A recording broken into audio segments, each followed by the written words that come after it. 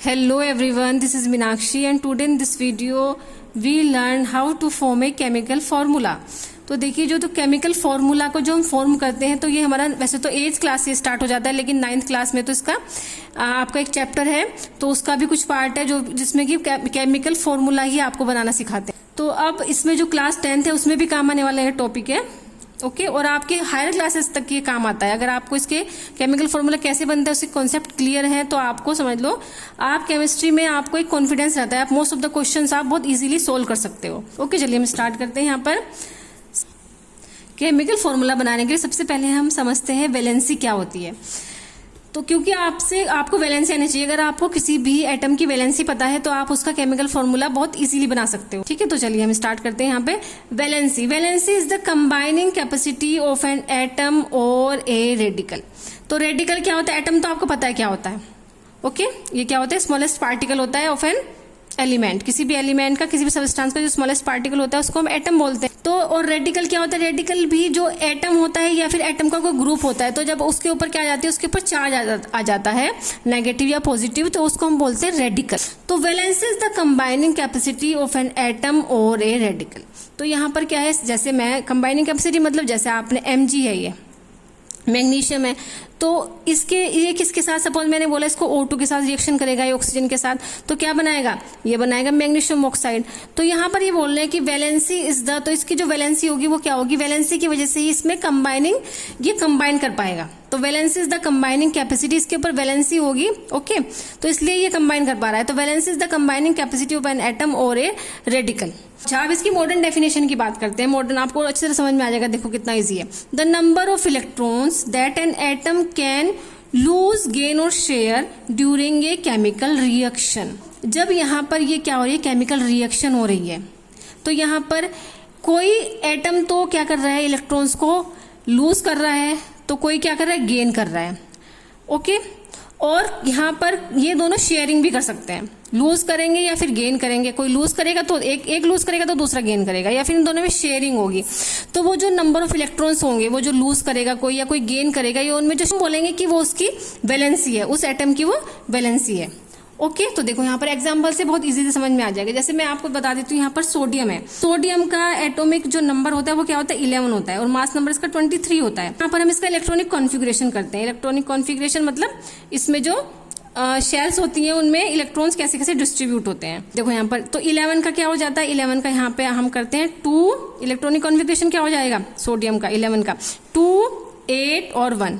सबसे आउट जो inner most shell है उसमें 2 होते हैं, उसके बाद फिर हम 8, उसके बाद फिर इसमें 1, तो 2, 8 और 1 ये होगा हमारा 11। देखो यहाँ पर ऐसे कैसे होगा, ये हो गया इसका न्यूक्लियस, ओके सोडियम का ये न्यूक्लियस हो गया।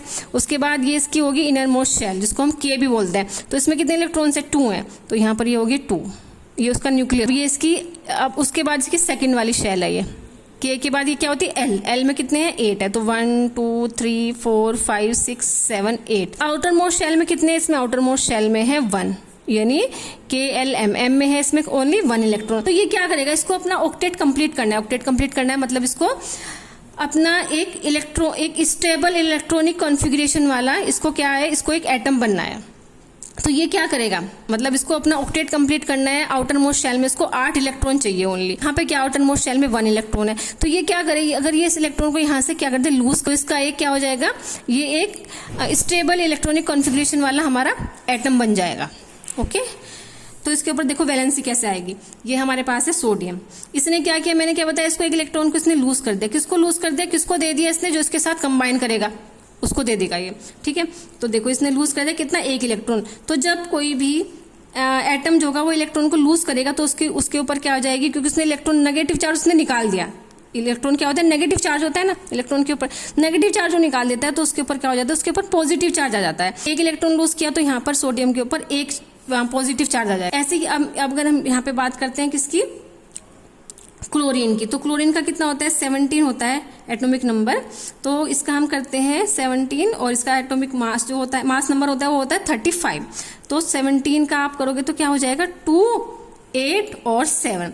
तो इसकी आउटर मोस्ट शेल में कितने इलेक्ट्रॉन होने चाहिए, 8, ओके क्योंकि इसको अपना ऑक्टेट कंप्लीट करना है।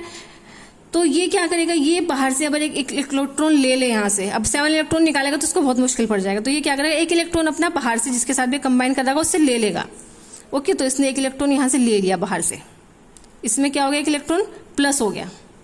ओके, तो ये कैसे बनेगा, देखो Cl, इसने एक इलेक्ट्रॉन प्लस कर लिया, सॉरी 1 इलेक्ट्रॉन, एक माइनस का चार्ज आएगा, तो ये हो जाएगा Cl-1। ओके, तो इस तरह से ये इसकी वैलेंसी होगी। सोडियम की वैलेंसी होती है इसलिए +1 और Cl की वैलेंसी होती है -1। ऐसे ही अगर आप मैग्नीशियम की बात करते हो तो मैग्नीशियम का कितना है, 12 होता है। ओके, तो यहाँ पर हम 12 का कर लेते हैं इलेक्ट्रॉनिक कॉन्फ़िगरेशन, 2, 8 और 2। अब इसको क्या इजी पड़ेगा, अगर ये 2 इलेक्ट्रॉन को क्या कर दे, यहाँ से लूज कर दे, ये 2 इलेक्ट्रॉन इसने लूज कर दिए। ओके, तो इलेक्ट्रॉन लूज करेगा तो क्या हो जाएगा इसके ऊपर, जब लूज करेगा तो ये इसके ऊपर प्लस के 2 चार्ज हो जाएगा, क्योंकि 2 इलेक्ट्रॉन लूज कर रहा है, तो Mg, और इसने किया लूज 2 इलेक्ट्रॉन निकाल दिया मतलब, तो यहाँ पर हो गया Mg और प्लस का 2, ये इसकी वैलेंसी। तो इस तरह से ये वैलेंसी हम फॉर्म कर सकते हैं अगर हमें इनका क्या है, एटॉमिक नंबर अगर हमें इनका पता है। ओके, अब देखो मैंने यहाँ पर आपके लिए कुछ और वैलेंसी लिख के रखी है जो इम्पोर्टेंट कुछ वो है रेडिकल्स हैं, ठीक है, तो उनका मैं आपको लिस्ट दिखा देती हूँ। देखिए यहाँ पर है list of some common positive ions, तो कुछ कॉमन पॉजिटिव आयंस की हैं ये। अब देखो मैंने बताया ना, नेगेटिव होता है फिर पॉजिटिव चार्ज होता है, तो जिसके ऊपर पॉजिटिव चार्ज होगा उसको हम पॉजिटिव आयंस बोलेंगे, ठीक है। तो यहाँ पर देखो ये है मोनोवैलेंट वाले, जिसमें कि खाली एक वैलेंसी होती है, पॉजिटिव वैलेंसी होती है। उसमें कौन कौन से हैं यहाँ पर आपके, देखो अमोनियम NH4, ऑरस मतलब गोल्ड, ये इसका वो है लैटिन नेम है ऑरस गोल्ड। अब ये गोल्ड है जिसके ऊपर एक वैलेंसी है, तो यहाँ पर ये Au हो गया। अर्जेंटिनस मतलब जिसमें Ag होगा, सिल्वर जिसको बोलते हैं, यहाँ पर इसके ऊपर एक वैलेंसी है। यहाँ पर क्यूप्रस है, क्यूप्रस का मतलब भी यहाँ पर, इसका मतलब ये जो है ना गोल्ड 1, सिल्वर 1, कॉपर 1, इसका मतलब यहाँ पे इनके ऊपर और भी वैलेंसी होती है, ठीक है। इनकी वैलेंसी क्या होती है, वेरी करती है, कहीं पर वैलेंसी ज़्यादा होती है और कहीं पर वैलेंसी इसमें कम भी होती है। ओके, तो देखो यहाँ पर अभी मैं बताऊंगी कितनी कितनी वैलेंसी हो सकती है इनकी। अब उसके बाद है क्यूप्रस के ऊपर होती है यहाँ पर +1, हाइड्रोजन की +1, लिथियम की यहाँ पर +1 होती है, सोडियम की +1, पोटेशियम की +1, और यहाँ पर मरक्यूरस क्या है, मरक्यूरस की भी क्या होती है, +1 होती है।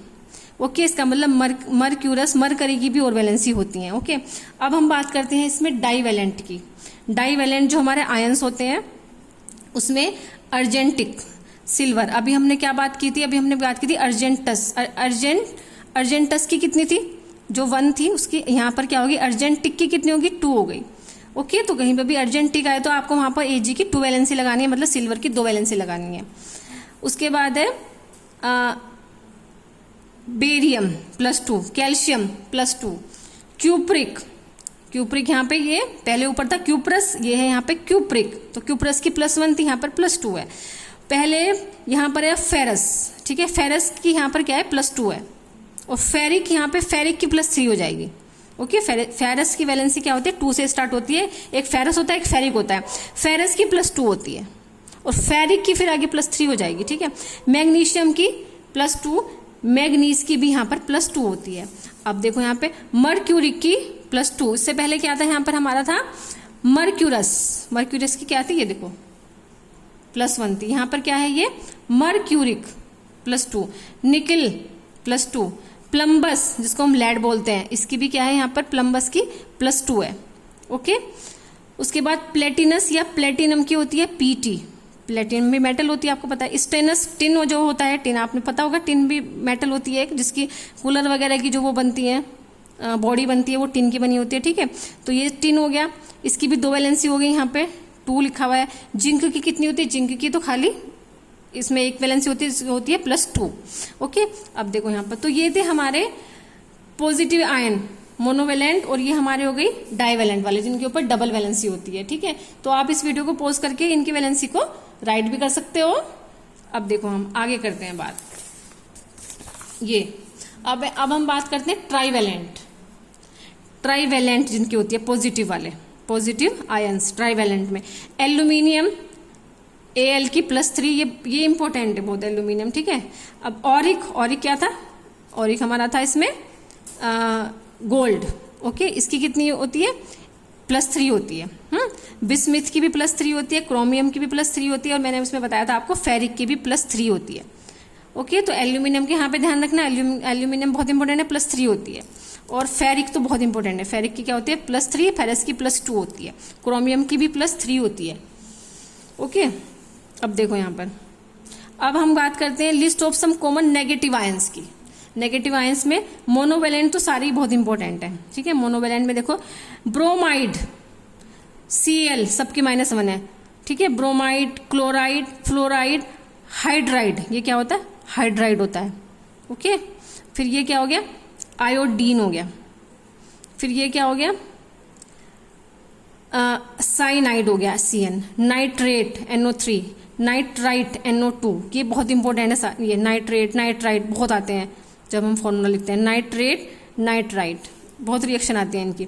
बाइकार्बोनेट, सोडियम बाइकार्बोनेट जो होता है, ठीक है ना, तो ये क्या हो जाएगा यहाँ पे HCO3, इसकी भी एक वैलेंसी होती है। उसके बाद है ये बहुत इंपॉर्टेंट है हाइड्रोक्साइड।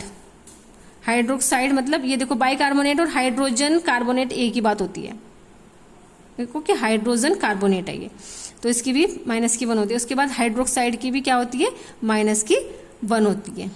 ओके, अब देखो यहाँ पर, अब ये तो था हमारा बाइकार्बोनेट, अब यहाँ पे एक कार्बोनेट भी होता है, वो भी बहुत इंपॉर्टेंट है। कैल्शियम कार्बोनेट का नाम आपने सुना होगा, ठीक है, कैल्शियम कार्बोनेट। तो यहाँ पे कार्बोनेट की -2, फिर यहाँ पे ऑक्साइड की -2।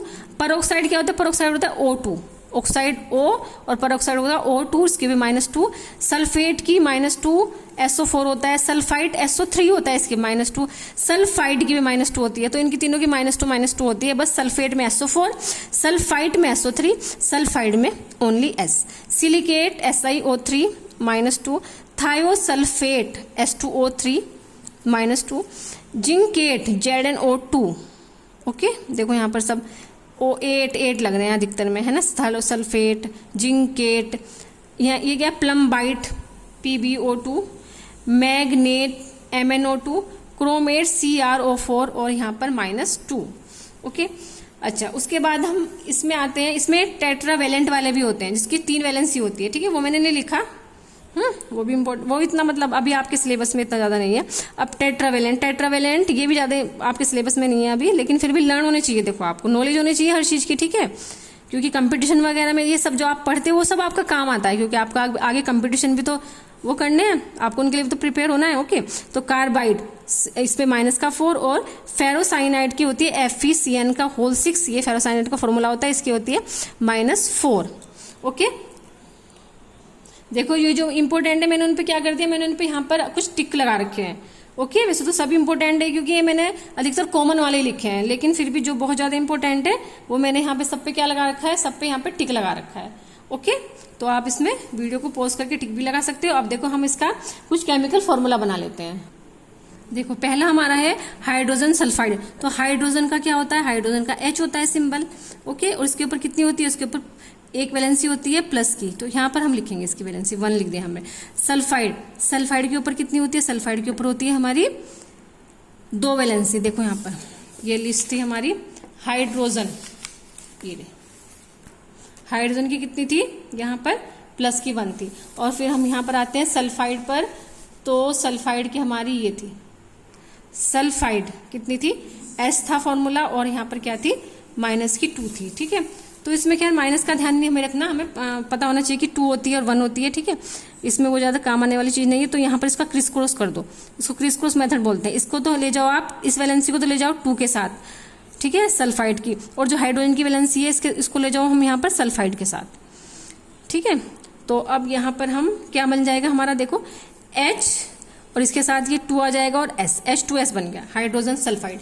ऐसे यहाँ पर सोडियम हाइड्रोक्साइड देख लो, सोडियम Na, सोडियम की तो हमने निकाली थी, ठीक है, कितनी आई थी हमारी सोडियम की, देखो यहाँ पे Na का 1 आया था, ठीक है। तो यहाँ पर Na की हमारी 1 थी, तो हमने यहाँ पे लिख दिया 1 + 1 भी लिख सकते हो, ठीक है। अच्छा, उसके बाद हाइड्रोक्साइड क्या होता है, OH होता है ना, ठीक है। देखो ये रहा हमारा हाइड्रोक्साइड, ये मैंने बताया था ना बहुत इंपॉर्टेंट है ये OH हाइड्रोक्साइड, ये बहुत इंपॉर्टेंट है, इसको ध्यान रखना, -1 होती है, ठीक है। तो ये हमारा हो गया OH -1। अब यहाँ पर ये इसके साथ और ये इसके साथ क्या बन जाएगा, A1 लिखने की जरूरत नहीं है, बस OH, ये इसका फॉर्मूला बन गया। ओके, अब देखो कैल्शियम हाइड्रोक्साइड, कैल्शियम की कितनी होती है 2 होती है प्लस की। ओके, और हाइड्रोक्साइड फिर वो OH आ गया, इसकी कितनी होती है 1 होती है। तो यहाँ पर ये इसके साथ हो गया, ये इसके साथ हो गया, तो फॉर्मूला क्या बनेगा Ca। अब ये कैसे लिखोगे, OH2 थोड़ा ना लिखोगे इसको, या ये थोड़ा ना लिखोगे O2H2, नहीं, इसको हम क्या लिखेंगे, इसको हम लिखेंगे OH का होल ट्वाइस, कैल्शियम हाइड्रोक्साइड, ये लिखते हैं इसको। ठीक है, OH का होल ट्वाइस में कर दो इसको। अब एल्यूमिनियम क्लोराइड Al, Al होता है एल्यूमिनियम का, और एल्यूमिनियम की मैंने कितनी बताई थी, एल्यूमिनियम की होती है हमारी प्लस की 3। देखो यहाँ पर ये रहा आपका ट्राइवेलेंट में एल्यूमिनियम प्लस की 3 होती है, और क्लोराइड की कितनी थी माइनस का 1 थी, ये रहा। ओके, तो यहाँ पर देखो ये हो गई यहाँ पे प्लस का 3, सॉरी यहाँ पर लिखते हैं प्लस का 3, और Cl की यहाँ पे 1 है, तो ये क्रिस क्रॉस कर दो, कितना हो जाएगा यहाँ पर Al, और ये तो Cl, एक ही आपको पता है क्लोरीन होता है, तो Cl3 हो जाएगा। ओके, और अब देखिए ये आपके लिए होमवर्क है, आप इनको करके देखना। Zinc nitrate, calcium carbonate, lead nitrate, barium sulphate, zinc chloride and magnesium oxide. Okay, और जब इनको कर लो तो मेरे कमेंट बॉक्स में जरूर बता देना कि हाँ मैम हमने कर लिया है। ओके, और देखो ये जो मैंने आपको लिस्ट बताई है, इस लिस्ट को आप एक बार ध्यान से देखना, सबको ध्यान से देखो, आपको इसको अपने माइंड में सेट करना है। ठीक है, और जब आप इसको यूज करना शुरू करोगे, जब आप इनको अप्लाई करोगे, जब आप केमिकल फॉर्मूला बनाओगे, तो ये अपने आप ही आपको आप एकदम से बोलोगे कि हाँ सोडियम की +1 होती है, ओके, फेरिक की +3 होती है, फेरस की +2 होती है, आप एकदम से अपने आप ही आपका फ्लो बन जाएगा। ओके, तो इसमें ज़्यादा टेंशन लेने की जरूरत नहीं है, आप एक बार इसको ध्यान से पढ़ के, ध्यान से देख के इसको अपने बस आपको माइंड में बैठाना है कि हाँ ये इसके ऊपर वैलेंसी होती है। ओके, तो चलिए स्टूडेंट्स, तो आई थिंक आपके समझ में आ गया होगा, और आप मोस्ट ऑफ द इसमें जो भी आपकी वो होते हैं केमिकल फॉर्मूला होते हैं, ठीक है, वो आप बना सकते हो इसमें बहुत इजीली। और स्टूडेंट्स, अगर आपको मेरी वीडियो पसंद आई है तो please like and share it, and also subscribe my channel. Thank you.